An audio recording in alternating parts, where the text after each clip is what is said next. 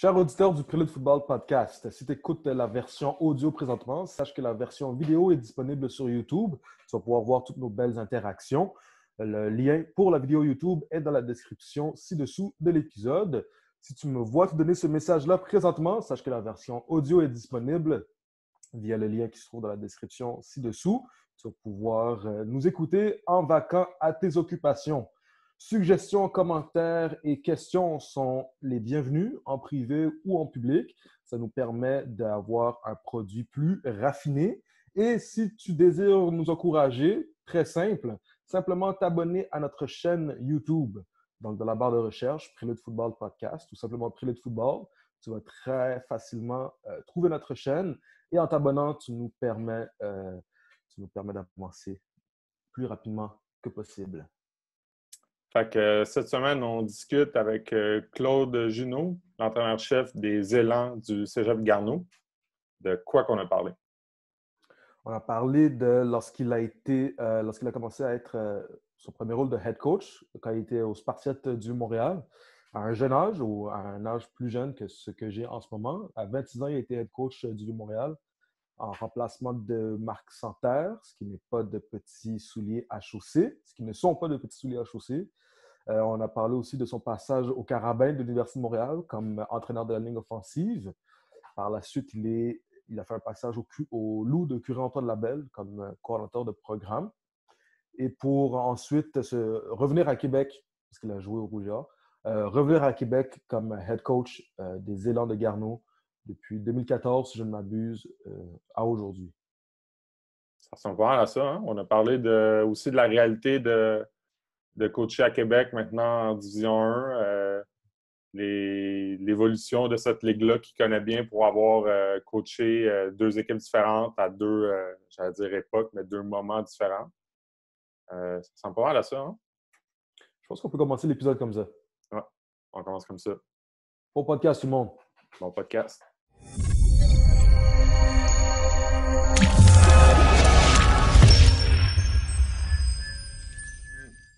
Question classique. Est-ce que vous avez peut-être commencé à pratiquer avec les dernières mesures qui ont été annoncées? Oui, les dernières mesures qui ont été annoncées, disons que ça s'est pas mal bousculé au courant des dernières 24, 48 et puis la dernière semaine. Fait que c'est sûr que nous, avec le retour, là, les premières mesures qui ont été annoncées pour le 8 juin, je ne me trompe pas, ou le 9 juin, nous, dans cette semaine-là, on était déjà en train d'établir le plan pour faire le retour sur le terrain. Surtout au niveau là, de tout ce qui est développement de vitesse, agilité. Au niveau de l'entraînement, les gars, depuis le début de la pandémie, qu'on était en mesure de pouvoir travailler avec eux à distance. On a fourni des programmes autant de vitesse, d'agilité, puis de programmes de musculation aussi qui étaient un petit peu à la Rocky Cat, là, à la maison. On est en mesure de pouvoir effectuer un suivi avec eux. On est vraiment chanceux. Chez nous, on a une bonne culture d'entraînement là, depuis plusieurs années. Fait que les gars, ils étaient déjà endoctrinés un petit peu dans ce processus-là. C'est sûr que c'est différent de ne pas être en mesure de pouvoir avoir la cohésion physique. Mais je te dirais qu'à partir de la semaine dernière, dans le fond, à partir du 8, dans la semaine du 8, si je ne me trompe pas, on a commencé le jeudi, le vendredi, où est-ce qu'on était sur le terrain, puis les gars étaient grandement appréciés, autant pour les étudiants athlètes que pour les entraîneurs, à vrai dire. Est-ce que vous avez le droit je dis le droit, là, mais tu sais, parce qu'on a parlé avec un autre coach au collégial qui expliquait que l'été, avec les règles du RSEQ, est-ce que vous auriez le droit de recommencer à pratiquer là? Bien, en temps normal, dans le fond, le cadre de référence qui est entériné par le RSEQ fait en sorte que, généralement, après nos pratiques hivernales, printanières, avec le camp de printemps, à partir du 1er juin, tu n'as plus le droit d'avoir des entraînements de football supervisés, des entraînements de terrain. Mm-hmm. Cette année, avec toute la situation, la crise qui se passe au niveau mondial, et puis plus proche à nous au niveau du football, dans les pourparlers qui ont eu le RSEQ avec les directeurs des sports, ils ont amendé le cadre de référence, c'est-à-dire qu'ils ont sorti un petit peu du cadre pour faire en sorte qu'ils ont offert le droit, la possibilité, suite à la première action du gouvernement qui nous donnait le droit de retourner sur le terrain sur des entraînements supervisés. Dans le fond, ils ont ouvert le cadre de référence en stipulant comme quoi qu'on est en mesure de pouvoir aller sur le terrain durant la saison estivale jusqu'au 1er août. Donc, au lieu de se terminer avec le camp de printemps comme à l'habitude, puis de repartir au 1er août pour les camps d'entraînement avant la saison, ben là, ils ont enlevé ce blackout-là, si tu veux, durant l'été pour pouvoir nous permettre de reprendre un peu de manière graduelle ce qui avait été perdu au printemps. Ce qui est drôlement agréable dans la situation présente. Là. Ah ouais. Est-ce que c'est un... Tu sais, ça doit être dur là, de mettre en place un système comme ça parce que c'est nouveau. Là. Fait qu'il faut que tu te bâtisses une espèce de stratégie. Est-ce que c'est comme j'allais dire un couteau à deux tranchants là, de quelqu'un qui voudrait dire ah ben nous, on profite de ce mois-là, puis on y va all-in, puis de se brûler peut-être avant la saison. C'est quoi la stratégie à aborder en vue s'il y a une saison comme il faut à l'automne? Ça, c'est l'autre principe. Mais oui, tu as totalement raison. C'est un couteau à deux tranchants dans le sens que faut être logique et responsable. Je pense que n'importe quel rôle d'un entraîneur, c'est un pédagogue avant quoi que ce soit. C'est être en mesure de pouvoir aider les jeunes et être un facilitateur, si tu veux, pour les aider à les accompagner dans ce qu'ils ont besoin de devenir. Il y a beaucoup de zones grises, mais tu pourrais être en mesure de pouvoir faire du football un petit peu normal, surtout depuis les dernières 24 heures. Là. Où est-ce que tu pourrais avoir casque épaulette, faire des interactions, des oppositions, puis d'y aller un petit peu rapidement.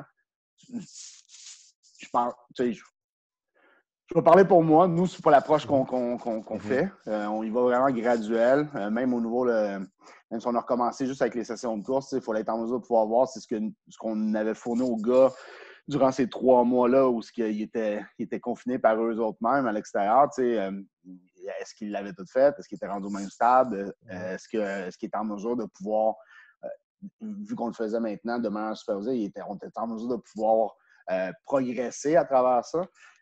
Puis là, je te dirais que la première semaine, c'était vraiment plus une mise au point, voir où est-ce que les gars y en étaient, regarder comment ils fonctionnaient là-dedans. On ne parle même pas de tout ce qui est la procédure puis le protocole pour arriver sur le terrain, là, mais juste en tant que tel, au niveau de l'action de l'étudiant athlète sur le terrain, on y va vraiment graduel. Fait que, oui, c'est un couteau à deux tranchants. Quelqu'un qui voudrait aller super vite, ben, tu t'exposes à une multitude de blessures qui peuvent traîner très longtemps. Puis assurément, tu ne veux pas mettre le hachoir dans quelque chose que ça fait tellement longtemps que tu attends. Tu veux pas compromettre le temps où est-ce que tu es en mesure de pouvoir rendre ça productif sur le terrain en voulant y aller trop rapidement puis blesser des gens puis de ne pas être en mesure de pouvoir continuer. Après, des choses qui pourraient se passer en ce moment, c'est que tu t'arrêtes du jour au lendemain. Je pense que tout le monde se doit être conscientisé là-dedans. Puis j'ose espérer que la majorité des entraîneurs, à travers peu importe les divisions, peu importe le groupe d'âge, c'est un peu le même principe. Là. Je pense qu'avant, on va apprendre les trucs de base, on va être en mesure de pouvoir bâtir, builder là-dessus pour pouvoir évoluer au fur et à mesure à travers la saison estivale. Oui, c'est ça. Ben, en tout cas, nous, on regarde ça, on a parlé avec des entraîneurs au niveau universitaire là, qui ont recommencé des pratiques de course. Puis, il n'y a personne qui a la recette gagnante parce qu'elle n'existe pas. Là. On ne sait pas, mais ouais. Ah, c'est ça. Puis, ça dépend toujours de ce que tu es en mesure de pouvoir accomplir avant qu'il y ait un shutdown complet. Ça dépend toujours. Puis, nous, on a l'habitude à Garneau durant l'hiver, durant le printemps, de retravailler sur les bases, de remettre tout le monde à un niveau. On a des gens qui arrivent de différents milieux, qui arrivent de différentes écoles, qui arrivent avec un bagage différent. On veut s'assurer qu'ils sont en mesure de pouvoir bâtir à travers ça. Puis ça, c'est au niveau football, au niveau ski, mais ainsi de suite. Mais aussi au niveau de l'entraînement. Les gars, ils arrivent avec un background d'entraînement différent. On est chanceux. Et, la majorité des programmes scolaires font de très, très, très bonnes choses en ce moment. Ils ont des entraîneurs de qualité, une expertise de qualité. Fait que les jeunes arrivent plus souvent qu'autrement, beaucoup plus près que probablement dans vos années où vous avez joué. Puis moi, ça fait déjà plusieurs lunes. Là, assurément plus que dans mes années où moi je jouais. Fait que, c'est ça. Tout le monde en est gagnant, mais personne qui serait gagnant d'aller trop vite puis de compromettre ce qui s'en vient au niveau des prochaines semaines. Ouais.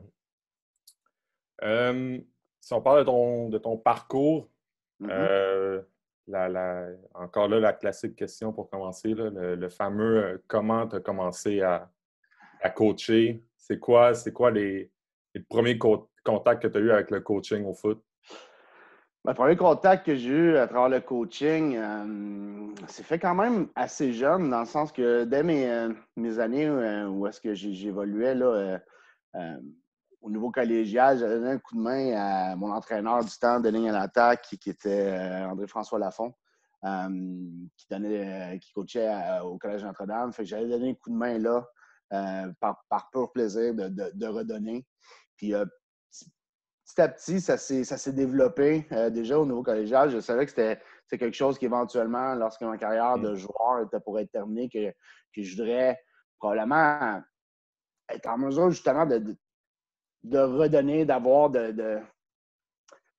d'être en mesure de pouvoir avoir un impact sur la game, mais de manière différente. J'ai commencé à jouer, j'avais 6 ans. J'ai tout le temps baigné dans le football en tant que tel. Puis j'ai eu la chance, je dis la chance, mais j'ai eu le privilège de côtoyer des coachs qui ont un impact majeur sur qui je suis devenu en tant qu'étudiant athlète, en tant que joueur, mais aussi en tant qu'homme. Puis d'aller chercher une parcelle de ces gens-là pour me former puis être en mesure de pouvoir redonner un peu. Fait que c'est pas mal les premières abords que j'ai eues, des gars comme André-François Lafont, assurément Marc Santerre, par la suite, Glenn Constantin, Jacques Chapdelaine, sont tous des gars que j'ai eu la chance d'être coaché par eux. Justin Etier. Puis par la suite, quand moi, j'ai mis fin à ma carrière après les années universitaires, ben, j'ai eu l'occasion, dans le fond, en dedans de, je ne me rappelle plus là, mais je pense que c'est un mois ou deux, j'ai eu l'occasion de me faire offrir le poste d'entraîneur de ligne en attaque avec le Cégep du Vieux-Montréal. Puis c'est comme ça que j'ai débuté. Dans le fond, je travaillais à l'extérieur, puis voilà, à ce moment-là, j'avais pas de copine, j'avais pas d'enfants. La vie était belle, dans le sens que la vie est extraordinaire présentement. J'adore mes enfants, ma femme, mais ce que je veux dire, c'est que je me suis donné à 100% là-dedans, ce qui faisait en sorte que je m'occupais de la ligne à l'attaque. C'était mon bébé, c'était une entité même à l'intérieur d'une équipe que j'étais en mesure, puis que j'avais la latitude, justement, par mon entraîneur-chef à ce moment-là, d'être en mesure de définir comme je le voulais. Puis j'ai mis de plus en plus de temps à apprendre les rouages du recrutement dans une autre ère qui est complètement différente que celle qu'on vit présentement, où il n'y avait pas de Facebook, où il n'y avait pas de médias sociaux, où ça se faisait face à face au téléphone. Donc, c'était complètement différent. C'est un peu on dirait qu'on est dans une autre galaxie. Mais, donc, j'ai appris les rouages du recrutement, puis je me suis impliqué beaucoup là-dedans, ce que j'ai fait pendant 3 ans à titre d'entraîneur de position. Puis par la suite, ben, ça a déboulé. Dans le fond, j'ai eu l'occasion de postuler sur un poste d'entraîneur à temps plein au niveau de Division 1, ce que j'ai fait à 26 ans. Par la suite, ça m'a amené à avoir une opportunité au niveau universitaire. Fait que j'ai accepté un poste d'entraîneur de ligne à l'attaque au niveau universitaire avec les Carolines de l'Université de Montréal. Par la suite, une réalité familiale qui a amené à me rapprocher de la maison, à être plus présent avec mon garçon qui n'était pas encore à l'école à ce moment-là. Réorientation de carrière de ma conjointe. J'ai accepté un poste de coordonnateur des programmes de football avec les Loups de Curanton-Labelle que j'ai fait au niveau 2 ans, où c'était beaucoup plus où il y avait l'entraînement, le coaching pur à travers le juvénile, mais c'était tout l'organigramme, autant au niveau cadet, atome, Benjamin, développer les équipes, la gestion, ainsi de suite, ces choses-là. Fait que ça m'a amené une autre facette de la game. Puis, quand ma conjointe, dans le fond, a terminé sa réorientation de carrière, ben, j'avais des opportunités au niveau universitaire puis collégial. Puis j'ai regardé les options, puis j'ai passé à travers le processus. Puis j'ai accepté le poste à Garneau. Ça va faire maintenant 7 ans. Donc, on a décidé de déménager la famille, s'installer ici. Puis retourner à Québec. Oui, exactement. Mais originalement, moi, je viens de Laval, de la Rive-Nord de Montréal. J'ai passé toute ma jeunesse là. J'ai joué au Vieux, au niveau collégial. Par la suite, j'ai joué à l'Université Laval. Fait que, dans le fond, quand je suis parti de l'Université Laval pour m'en aller au Vieux, commencer ma carrière de coach, je m'étais installé sur la rive nord. Fait qu'on a pris la décision d'aménager la famille à Québec puis de s'installer ici pour jusqu'à maintenant. Fait que tu as commencé avec au Vieux-Montréal avec Marc Santerre, puis tu l'as éventuellement resuivi au Carabin. Oui, la vie est drôlement faite, mais oui, exactement. Dans le fond, j'ai commencé avec lui ma carrière comme coach de position. Par la suite, je suis tombé en chef quand lui a quitté pour l'Université de Montréal. Moi, je suis tombé en chef au Vieux-Montréal. Puis 3 ans après, il m'a fait un offre à l'Université de Montréal que j'ai accepté. Donc, je suis parti à l'Université de Montréal pour relever des nouveaux défis. Puis, dans le fond, j'ai fait les 2 ans avec Marc, là, puis j'ai fait la transition aussi. Après Marc, il y a eu Danny, donc j'ai travaillé aussi avec Danny, un autre année. Okay. Exactement. Quand tu as commencé comme coach de position, est-ce que tu avais des aspirations déjà de... Tu sais, tu as dit que tu t'investissais beaucoup dans le recrutement, ce qui est quand même... ce qui se rapproche aussi d'une job de head coach. Est-ce que tu avais déjà des aspirations d'être coach en chef un jour? À ce moment-là? Oui, mais pas très ancré. Je dirais que c'est venu par le tard parce que coach de position, pour moi, c'est tellement une facette de la game qui est souvent sous-estimée. C'est extraordinaire. La dynamique que tu es en mesure de pouvoir créer avec tes étudiants athlètes est complètement différente. Tu es beaucoup plus dans le très concret. Tu es en mesure de pouvoir travailler sur ton craft, travailler sur tes habiletés, tes techniques, la manière que tu es en mesure de pouvoir soutenir le groupe, de le faire progresser, de le faire évoluer, est très différent que la job d'head coach. Fait qu'à ce moment-là, je veux dire, je sortais d'une carrière de joueur, j'étais jeune, j'étais très...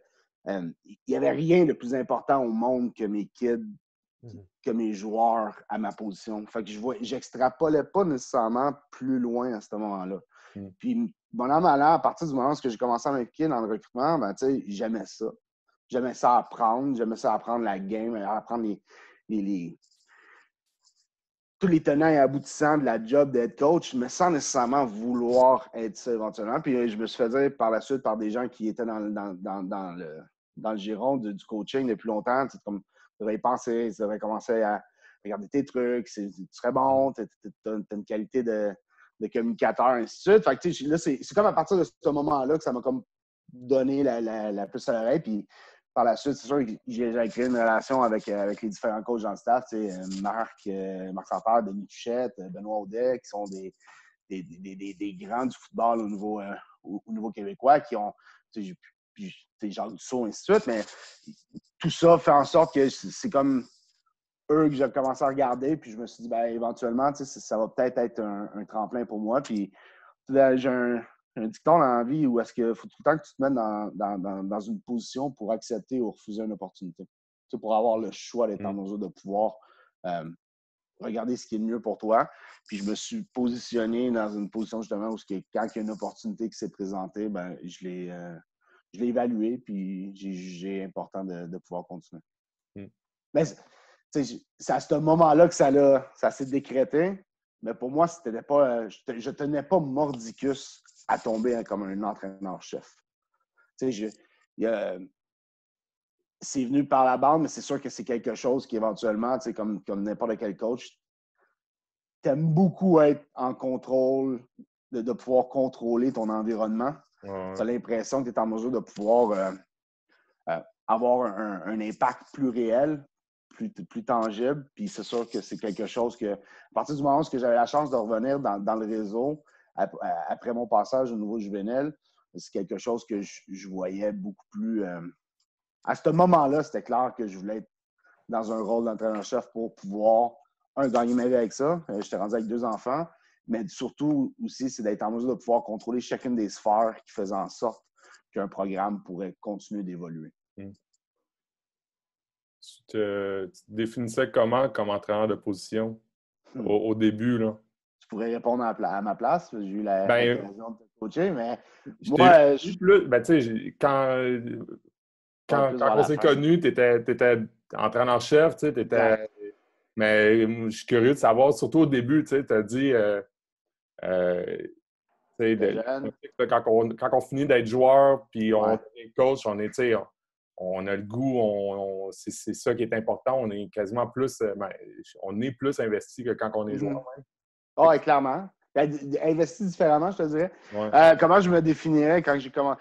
Ben, tu sais, j'ai tout le temps eu la chance d'avoir des étudiants athlètes d'une extrême qualité, autant au niveau sportif qu'humain. Là. Fait que, tu sais, ça redonne beaucoup à ce qu'un entraîneur est en mesure de pouvoir amener aux jeunes.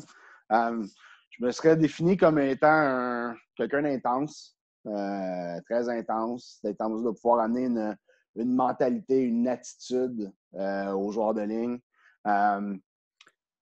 Quand même assez technique. Dans ces années-là, on jouait du wing tee, pur et dur. Donc, c'est sûr, c'est quelque chose que j'avais joué moi-même. Donc, ça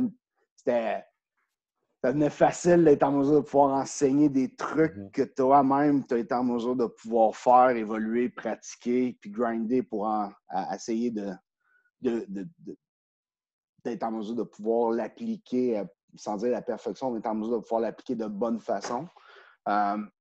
Fait que ouais, intense, très players coach, très, très proche des gars, sans nécessairement franchir la ligne. Mais ça, en vieillissant, c'est plus facile à être en mesure de pouvoir justement pas franchir la ligne, mais c'est très, très intense, très proche de mes gars, très, très protecteur. Je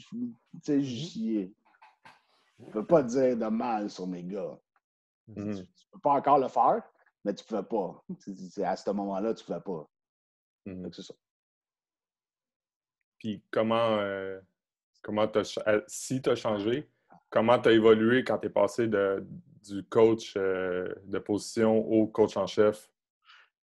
Ben, je pense qu'il faut que tu sois en mesure de changer. Je pense que l'épiderme sensible reste tout le temps la même. Je pense pas que je suis pas intense. Je pense que les années puis les cheveux blancs ont fait en sorte que tu grandis en sagesse. Je pense que tu continues de tendre vers pour améliorer. Le message reste le même. Je pense que le but ultime, c'est de s'assurer de la sécurité des gars et d'être en mesure de pouvoir leur offrir des choses qu'ils ont besoin pour progresser. Je pense que c'est ça, la disponibilité. Ça, je pense que ça ne changera pas. Tant aussi longtemps que je vais rester dans ce domaine-là, c'est justement pour aider les kids à accéder à leur but à court, à moyen et à long terme. Fait que ça, c'était comme ça au départ, c'est encore ça maintenant. Je pense pas que ça va changer. Je pense qu'on est peut-être moins prompt puis moins intense dans le verbatim quand tu es un entraîneur-chef. Je pense que tu as plus à dealer au niveau administratif, au niveau,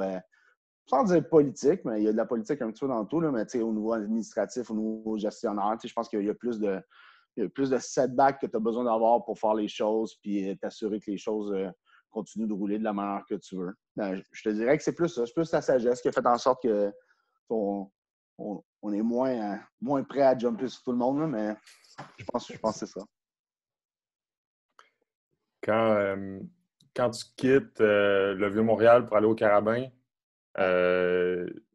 c'est quoi le bilan que tu fais de ton passage au Vieux-Montréal? Tu as quand même été là...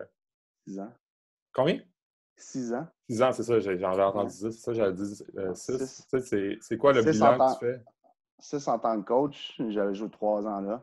Ouais. Bilan, écoute, je pense que ça l'a aidé à définir qui je suis maintenant. Je pense que j'ai été en mesure de pouvoir... écoute, faut pas se le cacher, je remplaçais des souliers énormes. Probablement, à ce moment-là, c'était le poste le plus convoité à travers la province. C'était un gars, je remplaçais un homme qui avait donné 22 ans de sa vie pour bâtir un programme de A à Z, qui l'avait créé de A à Z, qui avait ses assises très, très, très bien ancrées au sol, avec une communauté de gars à travers les années. Puis là, je parle de gars, mais je parle d'étudiants athlètes qui ont passé à travers le programme, qui ont grandi, qui sont devenus des anciens, qui étaient excessivement fortes, puisqu'on a connu des heures de gloire. Puis moi, j'arrivais là-dedans, TQ à 26 ans en coaching, à reprendre un programme qui sortait de 5 championnats de suite. Assurément, j'ai fait des erreurs. Mais tu sais, le bilan au final, c'est que je pense honnêtement que j'ai aidé à contribuer à faire en sorte que les gars ont continué de progresser pour pouvoir poursuivre à la prochaine étape. Des gars qui ont poursuivi en tant que joueurs au niveau universitaire, autant canadiens qu'américains. Il y en a qui ont été pros aussi là-dedans. Mais assurément, tout plein de gars qui ont poursuivi des études au niveau universitaire, qui ont été faire un DEP, puis qui maintenant, tu sais, je les regarde aller, puis à distance, je suis excessivement fier des gars qui sont partis en business, qui sont sur la construction, qui sont des pères de famille, qui sont, tu sais, la preuve, ce que tu es en train de rouler, tu sais, il y a plein de gars comme ça. Fait que pour moi, ça, c'est cette fierté-là que j'ai beaucoup plus que les victoires, défaites, les championnats, et ainsi de suite. C'est tout l'accompagnement qui s'est passé. Je garde un super bon souvenir de Michel Arsenault, qui était directeur des sports dans ces années-là. Mais c'est sûr que c'était pas évident. Avec du recul maintenant, à ce moment-là, je le voyais plus ou moins, mais assurément avec du recul, c'était toute une charge de travail. Ouais. C'est un peu l'équivalent de la personne qui va... Puis là, je ne veux pas jinxer ou whatever, mais un peu l'équivalent de la personne qui va remplacer éventuellement Glenn à l'Université de Laval. C'est une sommité. Là, au Vieux-Montréal, il pourrait avoir un bronze en rentrant au Vieux-Montréal, puis ça serait le bronze de Marc Santerre. Tu comprends-tu? Il a fait tourner la plaque du football québécois pendant 22 ans. C'est énorme. Fait que, tu sais, puis je me retrouvais aussi dans un rôle où est-ce que je coachais avec... j'avais un groupe d'entraîneurs extraordinaires. Puis ça a tout le temps été une de mes nécessités dans le coaching, c'est de m'entourer de gens compétents, humains, qui veulent faire la différence pour les kids. Okay? Et non pas qu'ils soient là juste pour eux, pour leur propre gain. Mais puis j'ai eu la chance d'avoir un staff extraordinaire, des Ben Audet, de Denis Tuchette, Paul-Édith Saint-Vilien, Steve Alexandre, Emmanuel Cassius, name it, là, Sébastien Dupuis, Alexandre. J'ai eu la chance d'avoir des gars autour de moi qui voulaient faire la différence. Fait que ça a été extra. C'était majeur. Ça a été majeur pour moi. Ça a aidé à ce passage-là. Quand j'ai quitté, c'est très émotif, très tough. Parce qu'on sortait d'une saison très difficile. Puis j'avais le sentiment que tous les gars qui étaient là, ça faisait à peu près... quoi? En réalité, ça devait faire à peu près 4 ans que c'était une cohorte, que c'était moi qui avais recruté de A à Z. C'était très difficile de laisser ces gars-là pour pouvoir poursuivre au prochain niveau. Puis à ce moment-là, c'était la première fois où est-ce que je quittais une place pour en accepter un autre. Puis encore là, tu ne te rends jamais compte ça a une importance majeure pour les étudiants athlètes sur place. Puis pour toi aussi. Mais au final, il n'y a jamais personne qui est plus gros que le programme. Donc, les liens que tu as tissés avec eux, tu espères les faire perdurer. Mais les joueurs sont en mesure de pouvoir passer à la prochaine étape. Ça va prendre peut-être des fois quelques semaines, quelques mois, mais ils sont en mesure de pouvoir passer à la prochaine étape parce qu'il y a d'autres gens qui vont prendre la place et qui vont être en mesure de pouvoir bâtir quelque chose à leur image. Fait que, des fois, tu crées une émotion qui est teintée, mais je garde aucun ressentiment ou quoi que ce soit. C'est sûr que ça fait encore bizarre. En ce moment, je coach contre dans la même ligue que le programme où j'ai joué puis j'ai commencé débuter ma carrière de coach. Mais en même temps, c'est tellement des beaux moments magiques rendus en ce moment, où est-ce que le head coach là-bas, ça a été mon premier capitaine d'équipe. Le staff au complet, c'est tous des joueurs que j'ai recrutés, que j'ai coachés. Fait que, c'est tout le temps cool. C'est tout le temps spécial. Mais à ce moment-là, le bilan, c'était que j'avais eu la chance d'aider à faire progresser des gars qui ont été en mesure de pouvoir devenir des actifs dans la société. Qu'est-ce qui a été le plus challengeant pour toi à tes débuts comme head coach? Écoute, je pense que c'est tout... c'est comme n'importe qui, peu importe la job, quand tu remplaces quelqu'un, que ce soit dans une entreprise, dans un restaurant, dans le coaching en tant que tel, c'est tout le temps la même chose. Quand tu arrives, tu veux pas mettre de côté tout ce qui a été fait avant, parce que je pense que c'est une des plus grosses erreurs que tu peux faire. Mais tu ne veux pas non plus faire des trucs qui te ressemblent pas. Parce que tu peux pas être, tu peux pas devenir fourni. Il faut que tu sois faut que tu sois en mesure de pouvoir absorber ce que tu es en mesure de pouvoir redonner. Puis je pense que c'est ça, après 22 ans, la personne était bien ancrée. Là, puis il roulait un programme qui fonctionnait à plein régime. Fait que c'est sûr que les gars arrivaient avec un background background différent. Il y avait une mentalité, des mentalités, des caractères, des forces de caractère qui étaient différentes. Fait que tu veux que ça continue de bien fonctionner. Mais au day-to-day, il faut que tu sois en mesure. Puis la personne qui t'engage aussi, ton boss, le directeur des sports, ultimement, ben c'est aussi une personne qui avait l'habitude de travailler pendant 22 ans avec quelqu'un d'autre.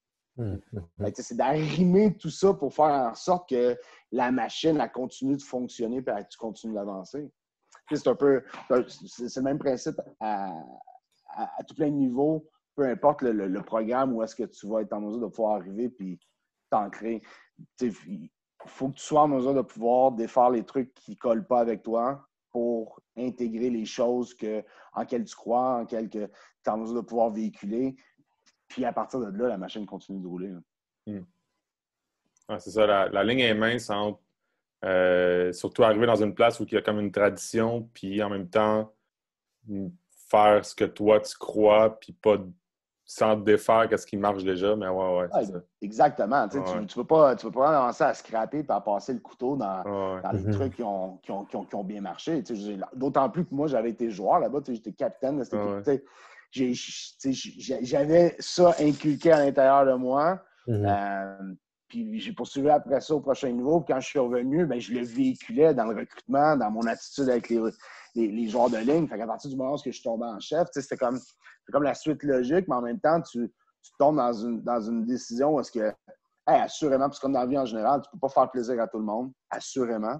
Mais c'est d'être en mesure de pouvoir justement travailler cette ligne fine-là pour faire en sorte que le programme continue de rouler, que le programme continue d'avancer, que les gars continuent de recevoir un bagage autant académique que sportif qui vont leur permettre de choisir ce qu'ils veulent devenir dans la vie.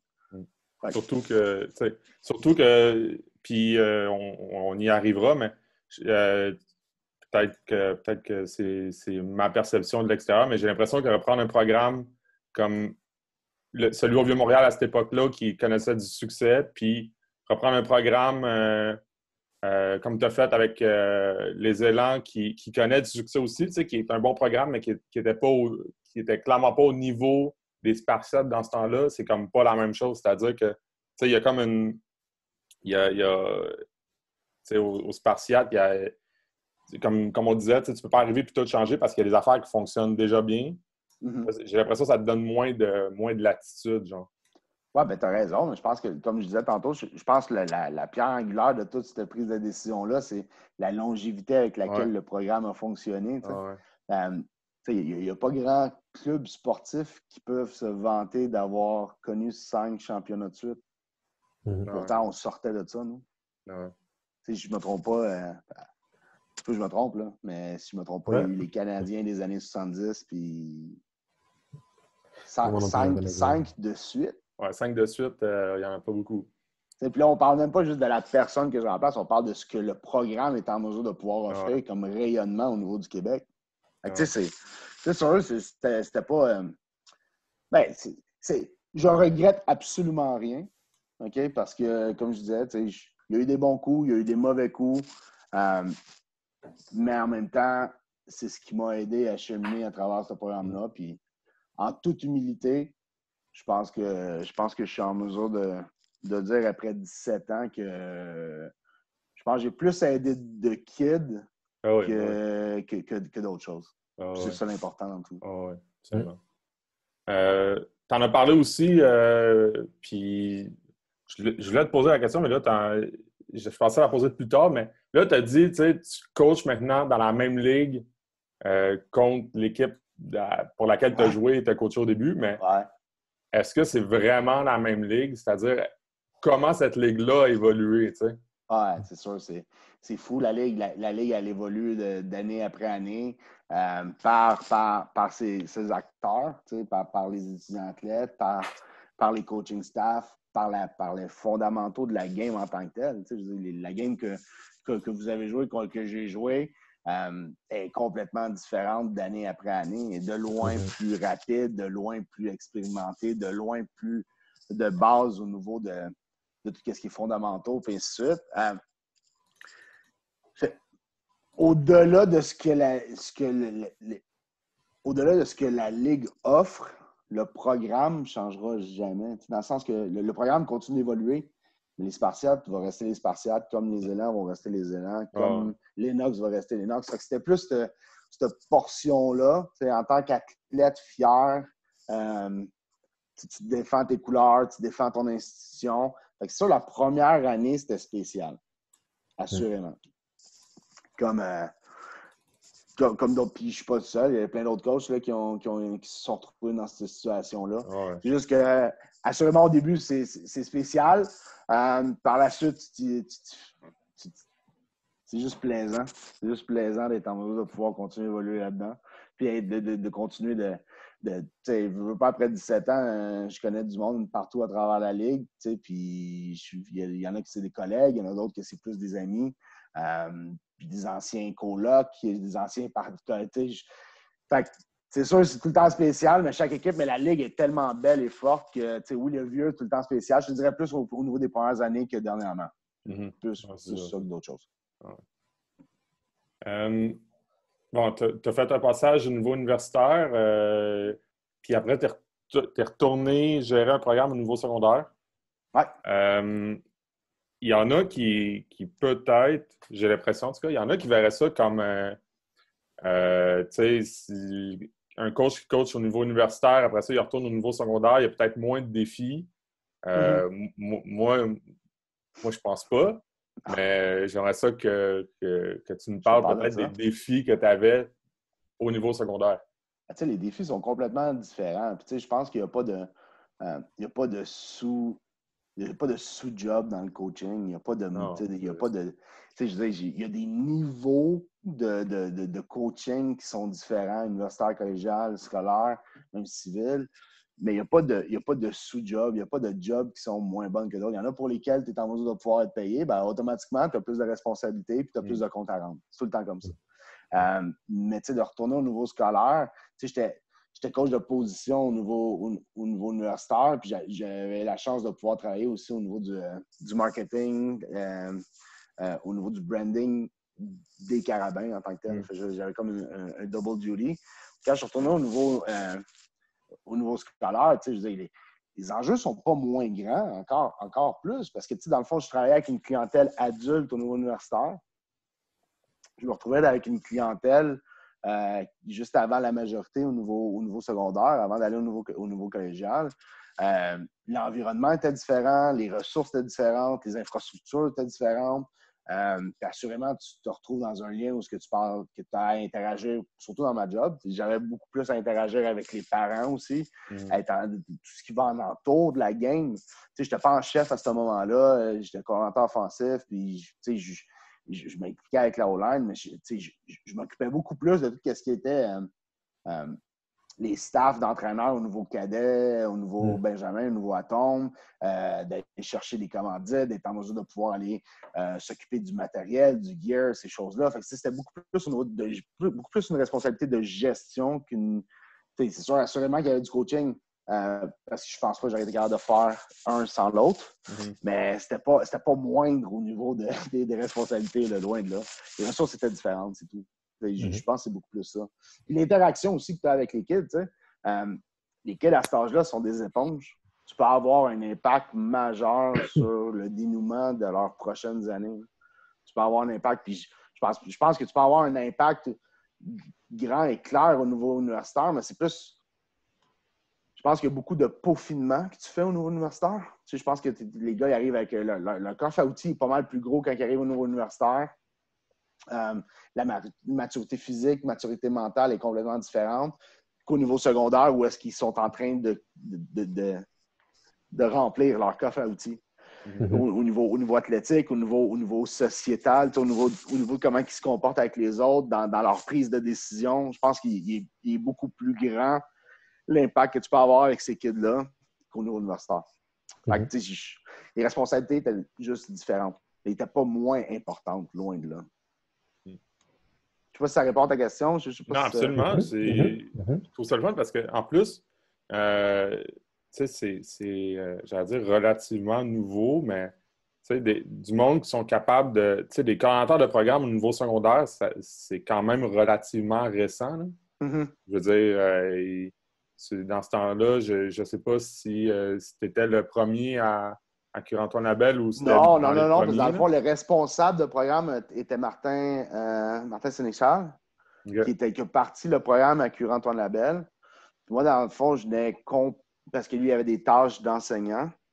Moi, dans le fond, je venais compléter pour pouvoir l'aider à soutenir la structure à travers l'école de premier cycle qui est Polyjeunesse et l'école de deuxième cycle qui est Curie-Antoine Labelle. C'était beaucoup plus au niveau organisationnel que j'étais en mesure de pouvoir venir. Au niveau du staff, l'entraîneur en chef était Philippe Bertillon, qui est encore là d'ailleurs. Je retrouvais aussi une situation où Philippe Bertillon, qui est un ami d'enfance, il y a plein de David Dessureau dans le staff, qui est un autre ami d'enfance.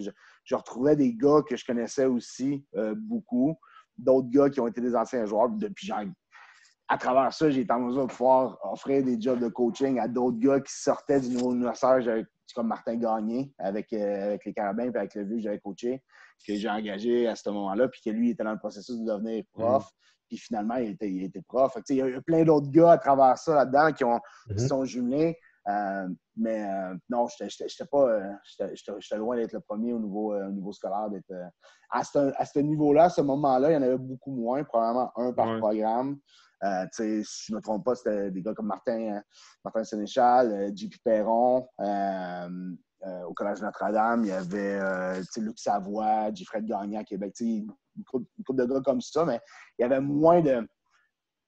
Mettons qu'il y avait moins de branches à travers la pôle première qui était décrétée dans ces années-là.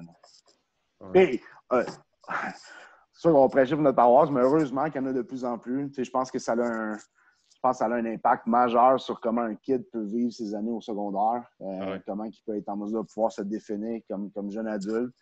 On est loin d'avoir les ressources budgétaires et les infrastructures de nos amis du Sud, mais Dieu sait que ça peut faire la différence pour les kids.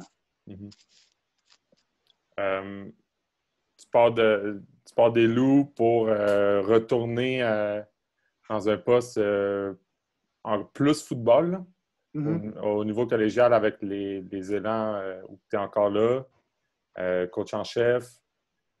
Comment ça s'est passé tes débuts comme coach en chef là-bas? Puis aussi, on aime ça, savoir un peu aussi, comment à ce moment-là tu te définissais, tu étais rendu où dans ta philosophie de coach à tes débuts avec les élans?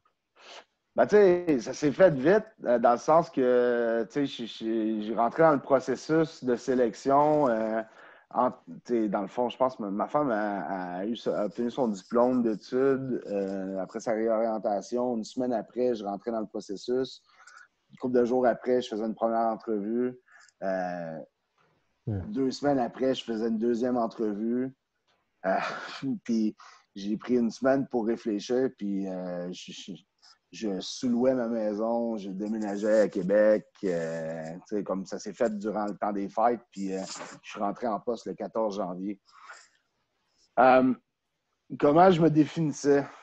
Je me définissais comme quelqu'un qui avait eu l'occasion justement de toucher à différentes sphères de la job de foot, qui savait vraiment qu'est-ce qu'il avait le goût d'accepter et qu'est-ce qu'il n'était pas prêt à accepter pour pouvoir continuer dans ce domaine-là. La personne qui était pour m'engager, dans le fond, puis de qui j'étais pour relever, ça devait être une personne qui comprenait la réalité sportive. Parce que c'est un gars de sport.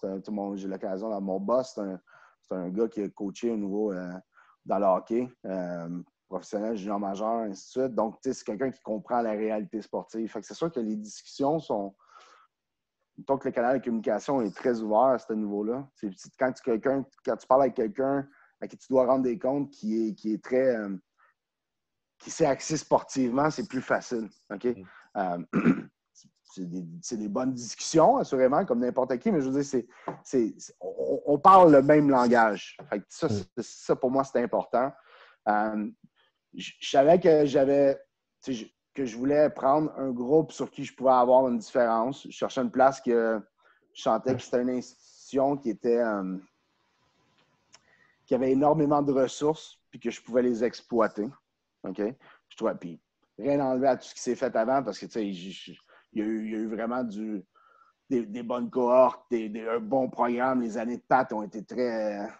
qui est rendu moi aussi, dans le fond, dans ces années. Quand moi, j'étais au vieux, lui était head coach à Garnon.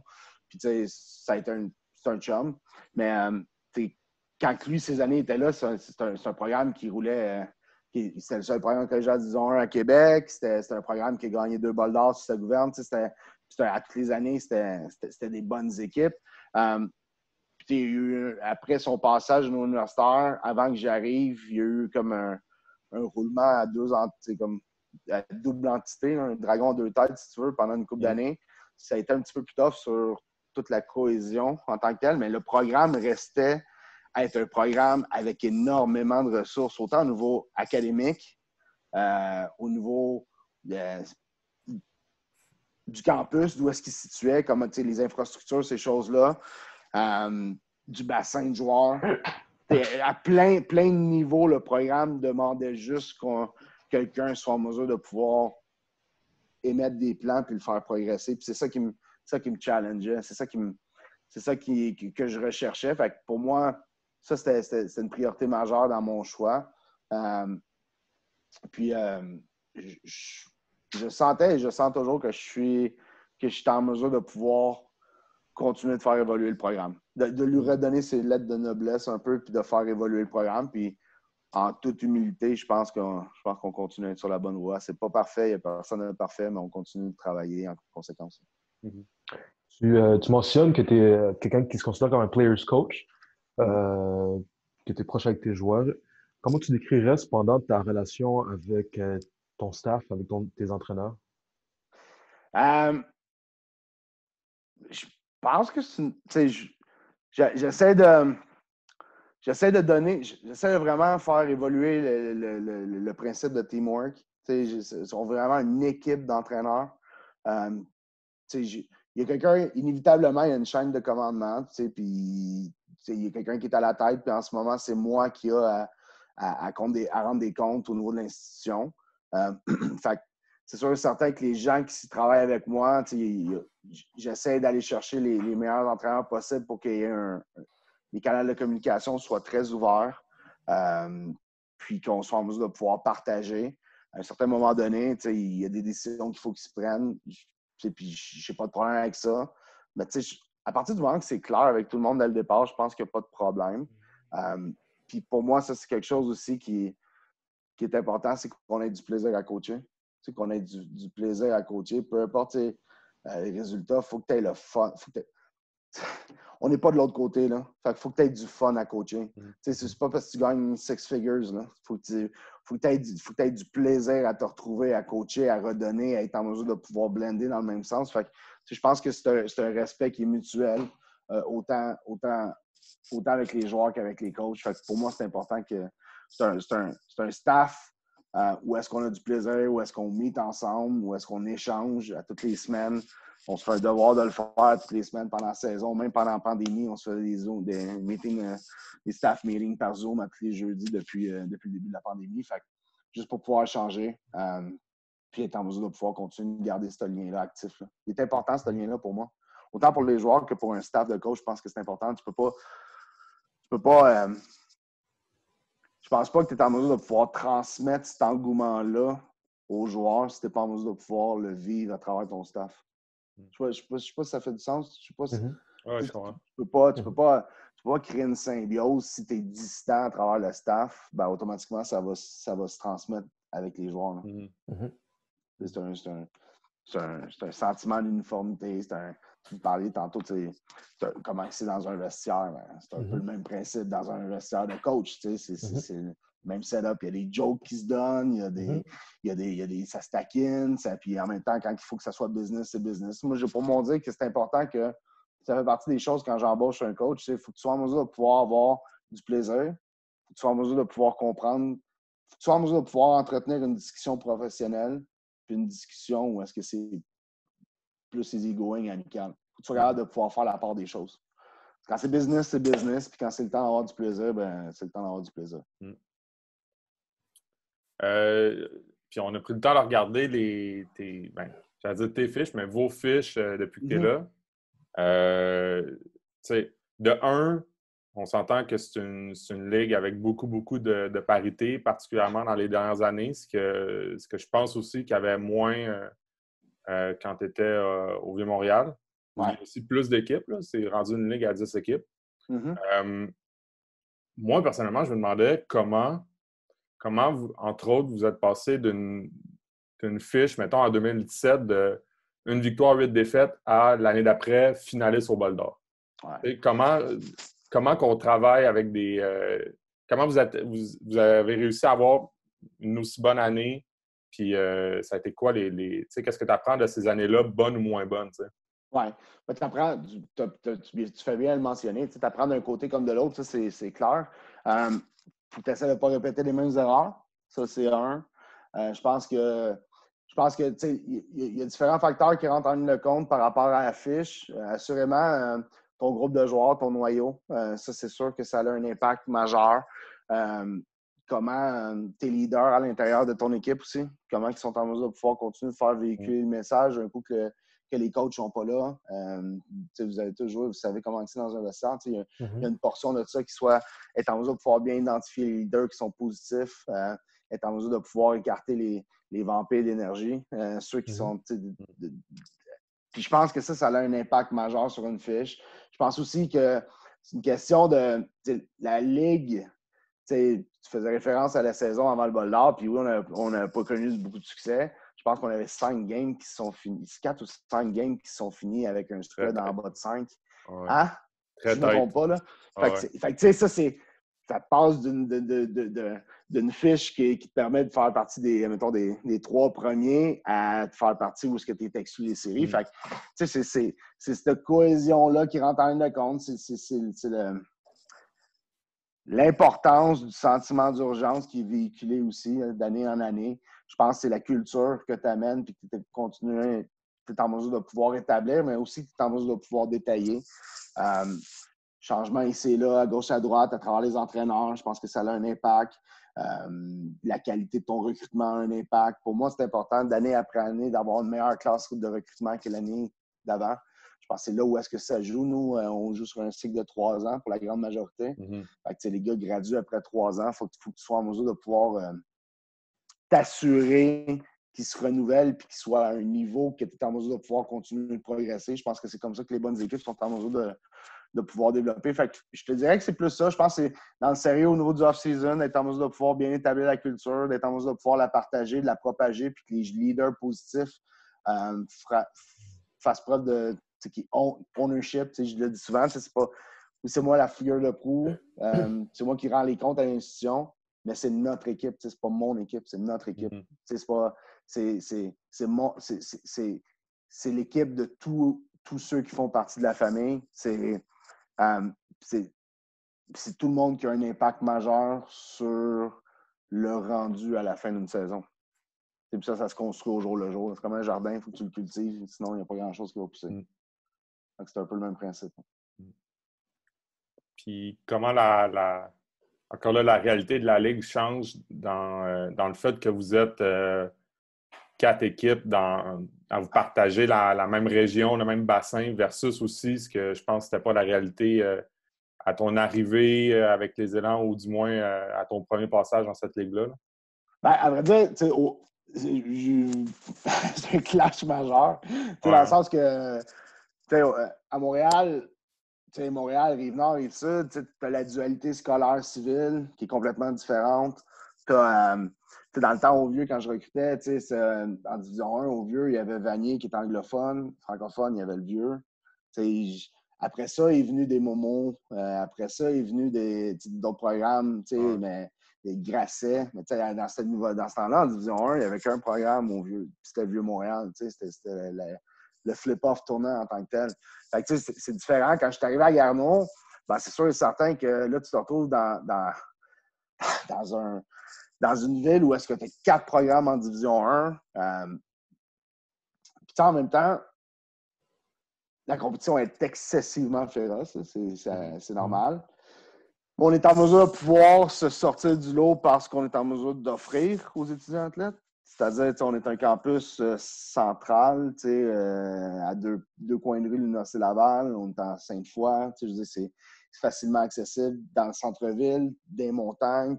T'es vraiment central, c'est facile. Desservi par un réseau d'autobus, ainsi de suite. Puis, les programmes académiques qu'on offre, on offre tous les prix universitaires, on offre une multitude de techniques. Fait que là aussi, on est en mesure de pouvoir se démarquer à ce niveau-là. Puis par la suite, ben, c'est l'expérience d'un étudiant athlète qu'on est en mesure de pouvoir offrir. C'est là qu'on est en mesure de pouvoir se séparer un petit peu des autres, dans le sens que de la manière que nous, on fait. Puis là, je ne remets pas en question ce que les autres font. Tout le monde fait quelque chose de bien. Ça dépend de ce que le jeune recherche. Là. Mais nous, on croit en ce qu'on est en mesure de pouvoir offrir. C'est sûr que c'est un clash majeur. Là. Juste au niveau du recrutement, c'est un derby. Là. On a l'impression d'être des chevaux qui sortent des gates du Kentucky Derby à partir du 18 novembre. C'est la nouvelle réalité. Puis toute l'autre exposure de tout ce qui est médias sociaux, ainsi de suite. Les kids se parlent, se connaissent. Puis c'est comme, la génération, les générations de kids ont excessivement changé. Je vois ton sourire, fait qu'assurément, je ne suis pas le seul coach qui t'en a parlé, mais c'est tout ça pour dire que... On le vit. Ouais, vous le vivez. On le vit. Ben, nous, c'est ça. Nous, c'est ça. On le vit avec les jeunes secondaires. Oui, clairement. C'est différent. Il faut que tu t'adaptes. Il faut que tu sois en mesure de pouvoir renouveler tes trucs. Mais il y a une facilité d'adaptation à partir du moment où je n'ai pas 14 vérités, j'en ai une. Fait que, ça a tout le temps été comme ça que j'ai fonctionné. Fait que, à partir du moment où est-ce que tu ne vends pas du rêve, ben, c'est facile d'aller de l'avant et de t'adapter. À un certain moment donné, ça reste que tu es là pour les kids. Fait que, les kids, eux autres, ils ont à faire un choix. Puis la seule affaire que je demande à un kid, c'est de l'assumer. Fait qu'à partir du moment qu'il fait son choix, il l'assume. Fait que ça devient plus facile à gérer les clashs générationnels, je te dirais. Bien, assurément, c'est un gros props en tant que tel pour tous les programmes scolaires qui feed les gars au niveau collégial parce que c'est difficile de croire qu'il y a autant de talent dans un rayon de population aussi circonscrit pour pouvoir desservir 4 équipes de Division 1. C'est particulier. Tu l'as dit, là, peut-être avant, c'est ça, mettons, à Montréal, tu faisais le choix entre, mettons, Vieux-Vanier, maintenant tu as Grasset. Fait que tu as comme des choix français-anglais, public, privé. Mais tu sais, vous autres, est-ce que ça fait, en t'écoutant parler, est-ce que ça fait qu'il y a non seulement une compétition qui s'installe, oui, mais peut-être même une importance de plus quand tu te dis hey, on affronte une équipe de notre région, / un jeune qui potentiellement hésiterait entre les deux, ben serait tenté ne serait-ce que s'il regarde l'affiche, mais de choisir la meilleure équipe de sa région. Est-ce que ça fait que quand tu affrontes une équipe de ta région, il y a une importance de plus? Ah, assurément. C'est une rivalité. C'est une rivalité régionale. Les journalistes se plaisent à se donner ça comme gros titre. Là. Mais là, c'est une réalité. C'est vrai. C'est comme Carabin, Université Laval. C'est à une autre échelle. C'est comme McGill Concordia pour le Shrine Bowl. C'est comme le Panda Game avec Ottawa Carp. Ça devient que c'est des rivalités SSF, Saint-Jean-Eudes. Le sport est un beau... est un beau véhicule de rivalité comme ça au niveau sportif. C'est magique d'être en mesure de pouvoir assister à des rivalités. Je dirais qu'elles se font par elles-mêmes, mais en Division 1, au niveau provincial, toutes les autres équipes sont tes rivaux. Toutes les games sont importantes. On en parlait tantôt. Chacun des matchs a son lot d'importance majeure, mais assurément, au niveau régional, ben, peut-être que la caissière où est-ce que tu fais ton épicerie, ben, son fils va jouer pour un autre programme, puis elle va t'en parler, puis ça va être la même affaire quand tu vas à la bibliothèque, puis c'est la réalité avec laquelle il faut que tu composes. Je vois pas ça comme quelque chose de négatif, au contraire. Non, je trouve que ça amène ça spice it up, là. C'est comme si tu exact. flippes un peu les affaires. Là. J'aime bien ça. Ouais. Si tu pouvais avoir un repas avec 3 personnes de ton choix, mortes, vivantes ou fictives, ce serait qui ces 3 personnes-là? Wow! C'est un domaine particulier ou? Pas en tout. Pas tout. Wow! Euh,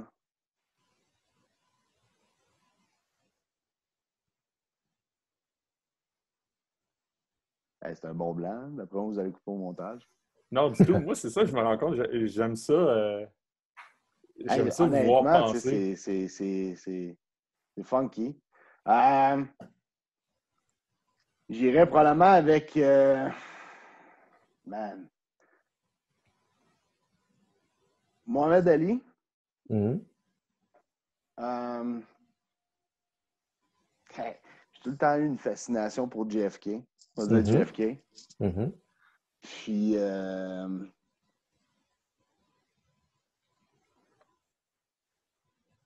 ouais, lui, non. Ah, je ferais le party avec Jim Morrison, je pense. C'est une excellente table, ça. Ouais. Puis Ça serait funky comme table, on va dire. Non, c'est ça, exact. Autour de quoi tu penses que la conversation... Ah, je parle juste comme la vie. Ouais. La vie, l'importance de la vie, l'importance de prendre connaissance de ton environnement, de tes proches, Mhm. de ce que tu es en mesure de pouvoir apporter pour que la vie soit juste mieux, que la vie soit plus accessible, agréable, euh, facile à composer. Surtout là en ce moment, avec tout ce qui se Mhm. passe, on a tellement de temps pour réaliser les petites choses de la vie qui sont importantes. Je pense que Mhm. ce serait juste ça, man. Ce serait juste de voir un peu leur manière de penser à leur époque différente. Ça serait Mhm. de voir comment Ali a composé avec toutes les embûches qu'il a eu à traverser, puis être en mesure de pouvoir dominer son sport, puis dominer la société dans ses années à lui. JFK, il a fait beaucoup de choses. Être en mesure. Je Mhm. pose la question de savoir s'il avait vu quelque chose dans le miroir en avant pendant Non, qu'il c'est fait. ça. Mais non, mais juste de voir un peu comment ces gens-là sont en mesure de pouvoir passer à travers les Mhm. différentes phases de la civilisation, puis voir qu'est-ce qu'ils ont en mesure de pouvoir à nous autres. Là, il y Mhm. en a plein là, que j'aurais pu rentrer dans le loop. Là. Ouais, Avec The absolument. Last Dance, j'aurais rentré Jordan là-dedans, j'aurais rentré Mhm. Rodman, j'aurais amené Gandhi, j'aurais amené. Exact. Plein, mais peu importe. Ah ouais, Ouais, ça ressemblera à ça. c'est cool. Est-ce que tu as une partie à laquelle tu as participé, comme coach ou comme joueur préféré? OK? Est-ce que tu en Oui. aurais une préférée? Une de préférées. Oh. Um, une coupe. Une coupe. Mhm. Tu sais, à travers toutes ces années-là, j'ai beaucoup de plaisir encore à la game, à Mhm. l'adrénaline de la game, à voir les gars avec le sentiment de fierté qui transparaît à travers leur corps, leur face, ainsi de suite. Je te dirais, vite comme ça, en tant que joueur, assurément mon premier bol d'or à ma première année au Stade olympique. C'est la dernière fois que le bol d'or avait lieu au Stade olympique à l'intérieur. 31-30 en deuxième overtime. Mhm.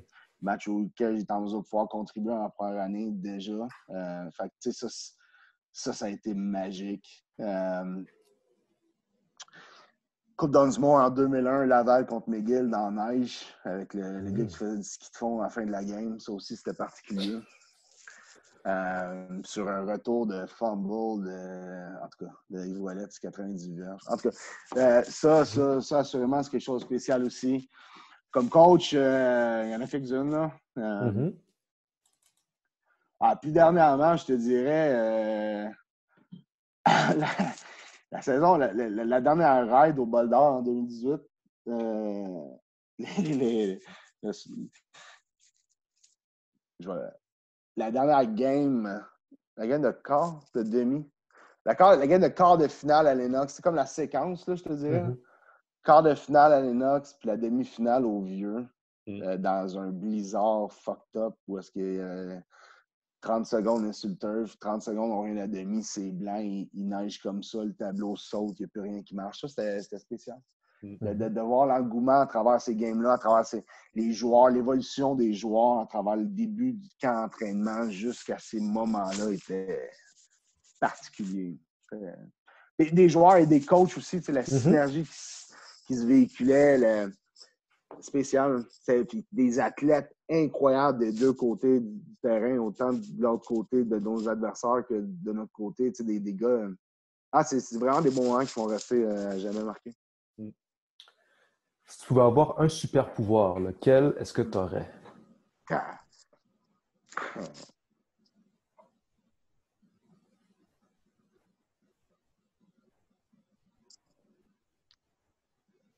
Probablement celui de Men in Black pour pouvoir swiper ce que les autres pensent et leur inculquer exactement ce que je veux. Là. Je le ferais pour plein de choses, pour mes kids. Je le ferais surtout. Non, mais pour la société en général. Je vois tellement des atrocités à gauche, à droite. Il manque beaucoup de gros bon sens, je trouve. Là. Mais, non, je me servirais de ça. Ça marche-tu? C'est un super pouvoir? Celui de Thanos là, avec toutes les autres. Là. C'est ça. Si tu devais choisir 2 valeurs, lesquelles tu choisirais? Intégrité, respect. Cool. Quel est un des meilleurs cadeaux que tu as reçus? Mes enfants. Fair enough. C'est toujours une bonne réponse, les enfants. C'est toujours une bonne réponse.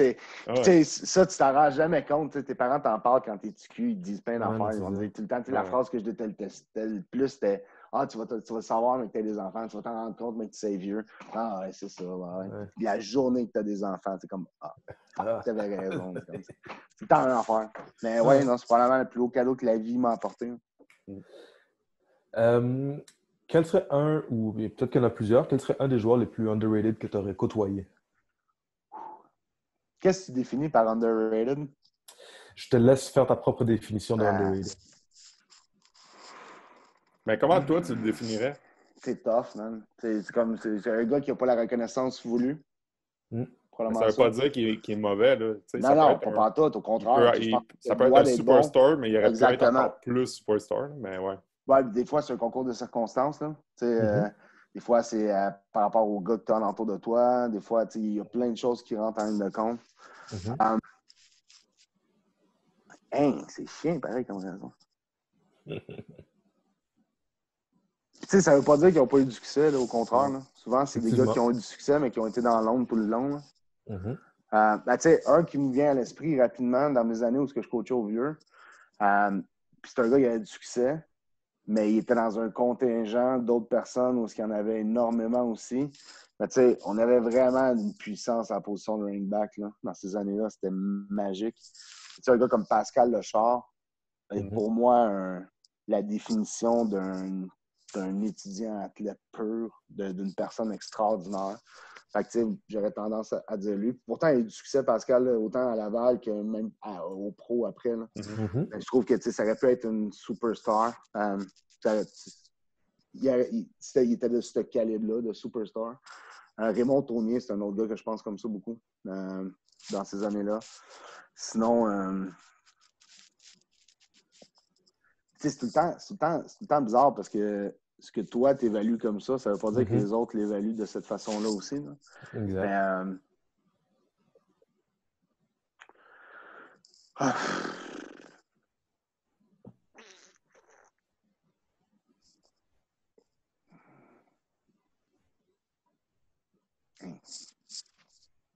Là, tu penses à tous ceux que tu nommeras pas. Hey man, ça fait 10 mais ils ne seront pas. Tu imaginer comment il y en a? Pas. Honnêtement, il y en a une sale gang. Là. Oui, mais ils ne seront pas. Mais tu l'as bien expliqué. Tu sais, Pascal Lechard, c'est exactement ça. Il a connu du succès. Il était reconnu, mais il n'était peut-être pas reconnu comme au point que toi, tu le voyais. Tu sais. Exactement. C'est ça. Exactement. Je pense que ça fait partie d'un de ces gars-là.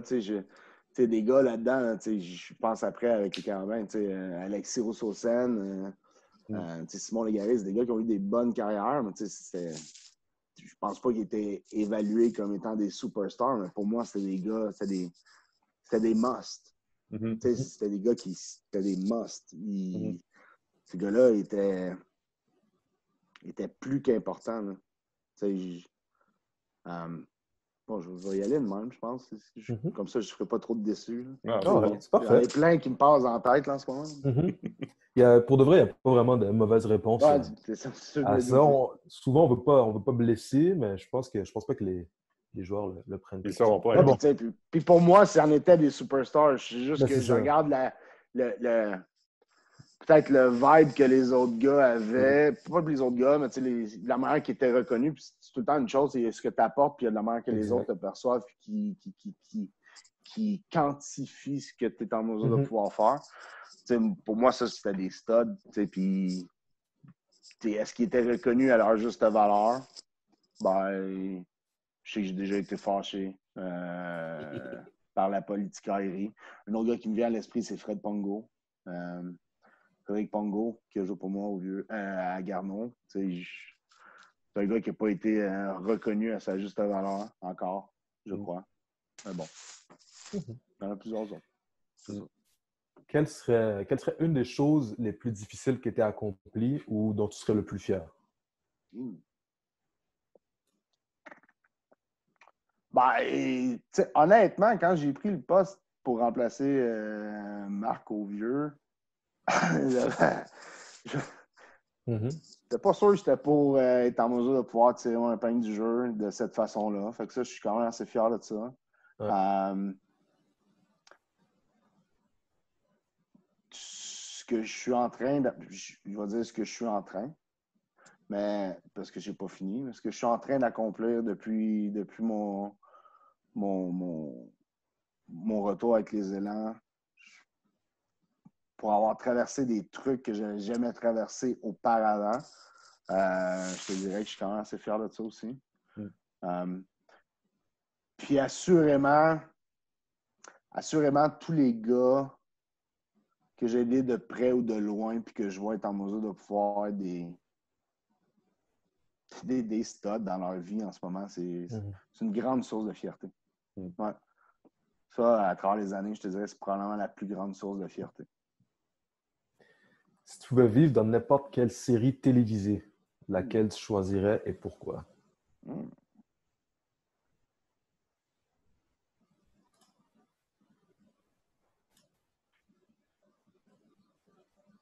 Vivre comme un acteur qui serait genre dans un rôle de soutien ou un acteur non, vivre dans protagoniste, là? Ouais, exact. Tu vis dans le monde de la série, là. OK, fait que je suis un protagoniste de la série, là. C'est ça. Peut-être pas nécessairement, mais tu vis dans cet univers-là. T'sais. OK. Bon, moi, j'irais avec la Casa del Papel, là. Je trouve que c'est assez excitant comme setup. Oui, effectivement. Je me verrais bien. Il pourrait m'appeler Alaska, j'ai pas de problème. C'est ça. Je pensais que tu allais dire The Last Dance comme d'autres. Ouais, mais tu sais, c'est parce qu'en même temps, tu sais, je reconnais mes limites, là, tu sais. Certains points que, tu sais, j'ai une bonne shot, mais je me verrais pas rentrer pour pouvoir dunker sur la tête à quelqu'un, tu sais. Ben, c'est sûr que ce serait trippant aussi, là, mais... Ouais. J'aurais pu te dire de Dirt aussi dans le temps des Rockstars, là. Ouais. Fait que... Est-ce que tu as une routine d'avant-match?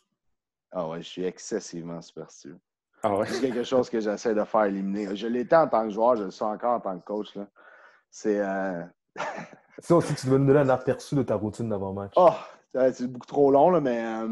un, je peux pas manger. Deux, il y a une énorme dose de caféine qui va s'ingérer. Assurément, il y a tout le temps le même linge. Il y a tout le temps le même undershirt. Je m'habille pas avant le pre-game warm-up comme je m'habille sur le sideline. J'ai une routine avec, comme quand je rentre. Assurément, les ready lists à l'attaque, je les imprime, je les plastifie, je marque le nom du joueur, je m'en vais leur porter. C'est moi qui donne j'en ai beaucoup, là, je vais apparaître pour un stocker, mais c'est moi qui vais aller porter l'uniforme que je choisis pour le match dans la case de chacun des gars. Ouais. Ouais, ça se fait à tous les matins quand je rentre au bureau avant un match. Il n'y a pas personne qui a le droit d'y toucher. Puis la séquence est tout le temps la même. Fait que ça, je te dirais que ouais, c'est pas mal ça. Souvent, je vais prendre un Gatorade de la couleur de l'équipe contre qui on joue. Ça, c'est bon. Ça, c'est bon. D'ailleurs, c'est un de mes coachs qui a commencé à faire ça, puis je suis embarqué dans son loop. Mais ouais, ça, je fais ça depuis une couple d'années maintenant. Non, c'est pas ça. Je suis Ouais. en masse, là. Genre d'un fucking weirdo. Est-ce que dans ta carrière, autant comme joueur ou comme coach, il y a un ou plusieurs coachs mémorables que tu aurais côtoyés? Ah oui.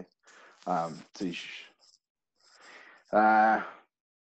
énormément de gratitude pour, je l'ai nommé tantôt, là, Marc Santerre. Jacques Dussault, j'ai eu le privilège de pouvoir m'entretenir. Il m'a invité chez eux quand je suis rentré en poste au Vieux. J'ai rencontré 2 ou 3 fois chez eux, juste one-on-one avec lui. Mais je m'estime excessivement privilégié d'avoir eu cette interaction-là avec ce gars-là. C'est une sommité pour moi, puis je trouve que je suis vraiment chanceux. D'avoir côtoyé Denis Tuchette, si jamais il écoute, il va partir à rire, mais je l'appelle justement la sommité. Mais beaucoup de. C'est une personne intègre comme ça, avec les valeurs qu'il transmet aux autres, puis le pourquoi qu'il fait ça avec son intensité. J'ai beaucoup d'estime pour un gars comme ça, pour Denis. Ces coachs-là ont un impact, assurément à leur façon, Glenn puis Jacques Chapdelaine aussi, différemment. André-François Lafont, énormément.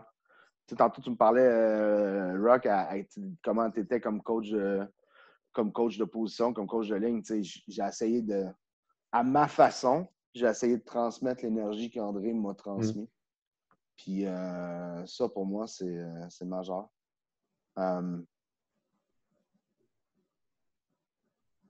Ouais, je te dirais ces gars-là. Il y a beaucoup d'autres coachs avec qui j'ai eu beaucoup de plaisir et que j'ai appris aussi. Mais probablement, eux ont eu un impact sur ce que je voulais ou ne voulais pas devenir dans ma vie de coach en tant que tel. On va dire comme ça. On fait un film sur ta vie. Quel serait le titre du film et ce serait quel genre de film?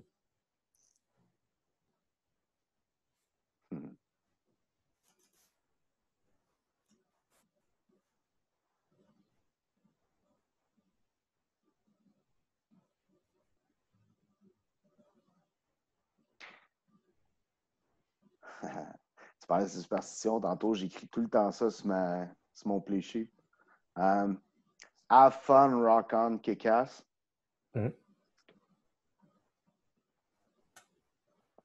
Puis ce serait quel genre de film? The Never Ending Grinding Story. Parfait, ça. C'est un film romantique. Pardon? Ouais, ça se finit sur le top avec le Titanic. Exact. Est-ce que tu aurais un livre de sport à recommander? Ouais, clairement, j'en ai.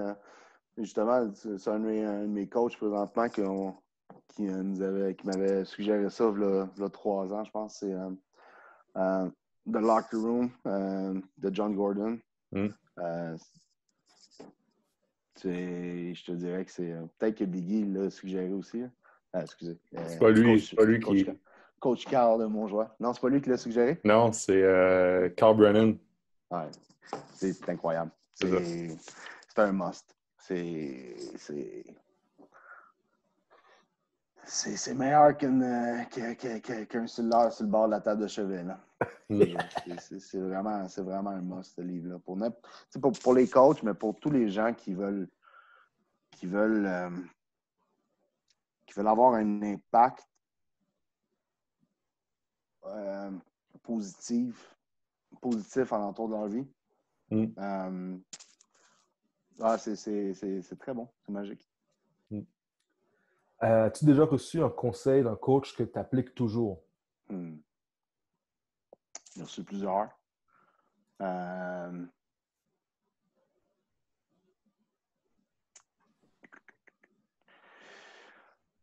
te dirais...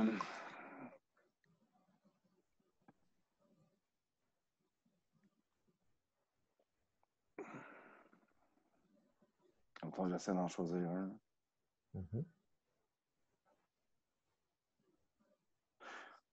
Jamais oublier le plaisir. Jamais oublier le plaisir du pourquoi que tu as commencé à faire ça. Jamais oublier le plaisir du pourquoi que tu as commencé à coacher. Du pourquoi que tu as commencé à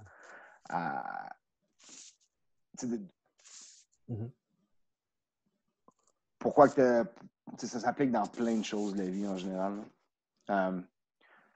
Ça, pour moi, ça a un impact majeur.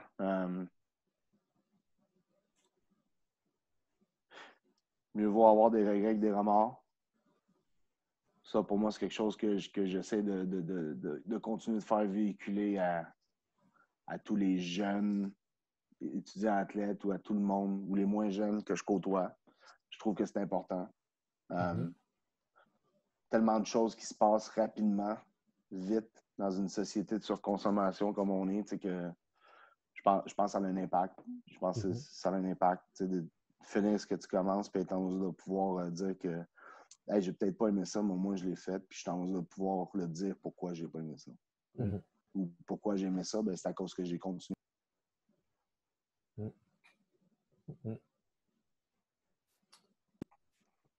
Excusez. Pas de problème. Tu disais, la dernière phrase que tu disais, c'est pourquoi tu as aimé ça? Oui, exactement. Pourquoi tu as commencé ça? Pourquoi tu as aimé ce que tu as fait? Au moins, à partir du moment où tu l'as réalisé, tu es en mesure de pouvoir avoir avec un setback et dire pourquoi tu as aimé ou que tu n'as pas aimé quelque chose. Je pense que c'est important. Puis dans le coaching, mais juste dans la vie en général. Et puis, dernière question. Pourquoi un joueur devrait aller jouer pour les Élans de Garneau? Je pense que la réponse la plus simple dans tout ça, c'est parce que il va sentir puis il va retrouver les qualités, les valeurs puis, qui sont transmises, qui lui collent le plus, qu'il recherche. Parce qu'il va avoir une envie folle de faire une différence pour lui puis de développer son potentiel au maximum de ses capacités sans se faire juger. Puis en ayant la volonté profonde de devenir un actif productif dans la société de demain. Merci beaucoup, Claude. Ça fait le tour de notre petite entrevue, notre podcast. C'était vraiment cool. On a vraiment apprécié ça. Pierre, je sais pas si tu voulais rajouter de quoi? De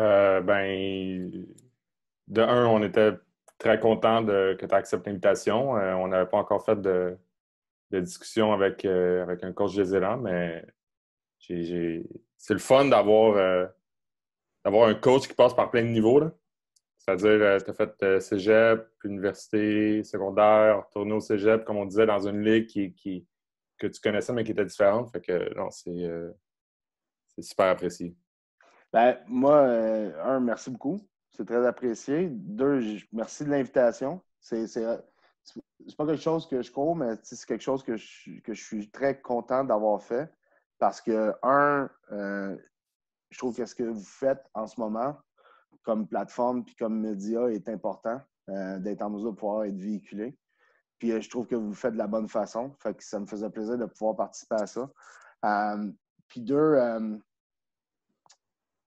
lâchez pas. Continuez.